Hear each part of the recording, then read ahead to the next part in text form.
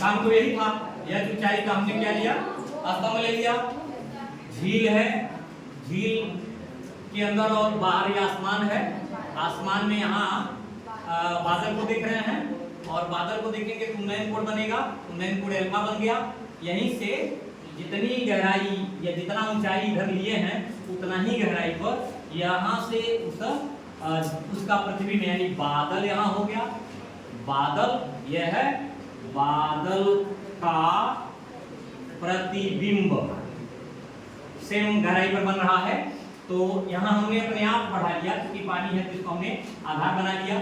और ये हो गया बी सी डी ई, यहाँ एफ हो गया, यहाँ जी हो गया। यहाँ से हमने एक्स मान लिया, चलिए ठीक है, एक्स हमने किया, इसको भी एक्स कर दिया क्योंकि ये पानी है और ये ऊंचाई है, यहाँ भी एक्स हो गया। यहाँ हमने उठाया था ए, यानी इसको ए लिया तो यहाँ से भी ये भी ए ही है, लेकिन यहाँ चूंकि एच बना है तो एच यहाँ भी है, यहाँ बन गया ए में से एच घटा करके ये दूरी हमको मिल गई। अब यहीं से शुरू करें, त्रिभुज ई एफ है, एफ डी ई से ई एफ बटे डी एफ बराबर कितना, tan थीटा, यानी ए माइनस एच। अल्फा बाद में लिखेंगे, इस अभी उत्तर दिख रहा है ना, अब अगली बार जब लिखेंगे तो अल्फा कर लेंगे। तो a माइनस एच लंब बटे आधार x बराबर tan कितना, अल्फा, यानी a माइनस एच बराबर x tan alpha equation first. एक बार फिर इसी को रिपीट कर लेते हैं पुनः। एफ डी ई से अब लेना हमको डी एफ अर्थात आधार बटे डी अर्थात कर्ण। ये हमने क्या लिया, आधार बटे कर्ण। तो आधार बटे कर्ण का सूत्र सबको पता है कि cos होता है, यानी cos थीटा फिलहाल ले रहे हैं।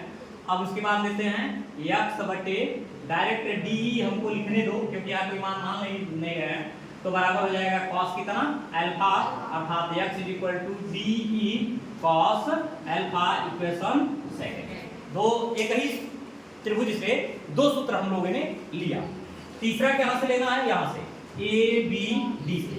त्रिभुज हो गया ए बी डी से, तो ए बी डी में हमको यहाँ से इस त्रिभुज का मान ये हमको बीटा मिल जाएगा ना, ये हो जाएगा डी बी, बात ना करो, D B B A is equal to कितना, फिर से टाइम थीटा, अर्थात इस बार हमको डी बी कितना मिला है, पूरा डी बी को अगर उठाएं तो कितना हो जाएगा, यहाँ से यहाँ तक लेंगे तो ए प्लस एच हो जाएगा। हो गया कि ये पूरा यहाँ तक, यहाँ से यहाँ तक, तो यहाँ तक ए है, यहाँ एच जोड़ दिए हैं तो पूरा यहाँ से ए प्लस एच हो जाएगा। तो ए प्लस एच हो गया अर्थात ये लंब हो गया। आधार फिलहाल एक्स है, जहाँ मन करे वहाँ एक्स उठाएं तो एक्स हो जाएगा। देखो यहाँ इस बार बी ए सी जी और डी एफ एक ही चीज है, तो tan का वैल्यू इस बार कितना लेना होगा, बीटा लेना होगा, अर्थात a plus H is equal to X tan beta. Equation कितना करते हैं, चलिए इक्वेशन थर्ड कर लेते हैं और इस बार जोड़ रहे हैं एक और तीन को। समीकरण एक और तीन को जोड़ने पर, अच्छा घटाने पर से लेते हैं, हमको जैसा उचित लगेगा वैसा कर लेंगे, ठीक है। तो चलो a प्लस एच हो गया, अब माइनस घटा रहे हैं, a माइनस एच हो गया इज इक्वल टू, अगर हम इसको पहले लिए ना, x tan beta minus x tan alpha. Clear हो गया, कुछ तोड़ रहे हैं, a plus H minus A plus minus में माइनस टुकड़ा होती एच बी और x का मान tan beta minus tan alpha. तो हमको लग रहा है तो आप अपने आप साफ दिख रहा है कि 2h is equal to x का मान कर लिए tan beta minus tan alpha, ठीक है। यही समीकरण 4 कर लो, ठीक है, क्योंकि आगे नहीं बढ़ना चाह रहे हैं। अब लिखते हैं समीकरण 2 का मान समीकरण 4 में रखने पर।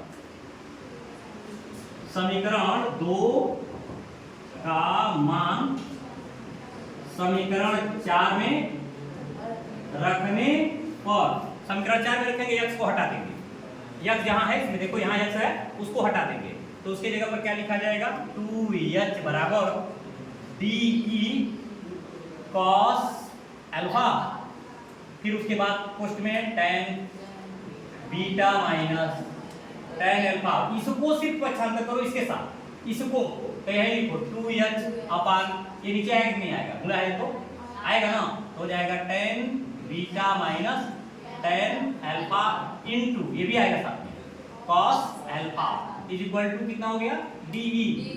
अब d को घुमा दो, तो d को हम घुमाएंगे तो पूरा घूम जाएगा, ये इधर चला जाएगा और ये इधर आ जाएगा, तो हो जाएगा 2h, और इसको हम अगर अपने पास एक मान लें तो 1/cos अल्फा का मान क्या होगा sec, अर्थात ये हो गया sec अल्फा अपान दिख रहा है यहाँ ten beta minus tan alpha, ये आपका प्रूव्ड हो गया, जो प्रूव्ड करना, ये था वह सवाल जो लग रहा था। ठीक है।